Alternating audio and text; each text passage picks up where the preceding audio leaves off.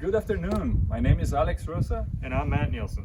And we are here at the Gothenburg Learning Center to talk about strip tillage. As the spring arrived, producers are interested to do strip till in their fields. And by definition, strip till is a tillage operation that disturbs only the seed furrow. So as a consequence, the field will remain with up to 75% of the residue coverage for the future crop. Now, what is the objective? Why the producer would do the strip tillage, man? Sure, of course. So the objective of this study is, of course, the residue you remove from the planting row is to warm that soil up and get it ready for planting.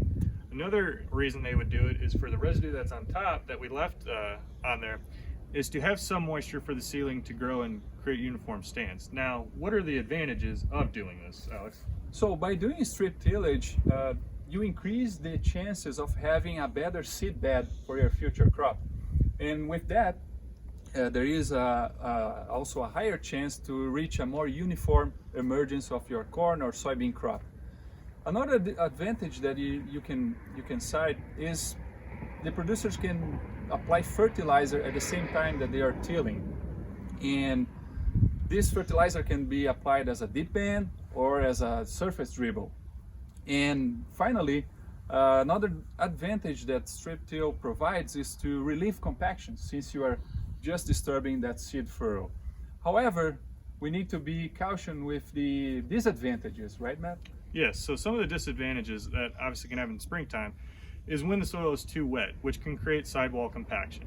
So with that, you're not going to have good soil to seed contact, and so you're not going to have uniformity of soil around that seed. Now, what can happen with that is creating a root from the plant that's called a mohawk. And what that means is the root's going to go straight down. That's going to inhibit lateral root growth movement. And so, of course, nitrogen or any type of nutrients can be anywhere in the soil, and that's going to limit the plant's access to acquire those nutrients. And so with that, you're going to have stunted plants and plants that can be easily blown down early in the growing season if you have a high windstorm. And so in order to check to see if the field is too wet, there's a couple ways you can do this. So within the strip tillage, the tillage you just implemented, you can grab soil about 3 to 4 inches in depth and do what they call a ball test, where you roll the soil in your hand, and if you create a ball, if you can drop it and it fractures pretty easily, then it's pretty good to go. Otherwise, if you cannot form a ball, then you're another indicator that you're also ready, that your strip tillage is good to go and you should be fine. However, if you another test you can do is called the ribbon test. And so the ribbon test is taking that same amount of soil from the 3 to 4 inch depth and taking it between your thumb and finger and pushing it along you like this. And if you create a ribbon that's 3 inches or greater in length, then you're probably too wet and you should not be implementing strip tillage and wait for further drying conditions. So now with that, what are some of the key messages or takeaways from strip tillage?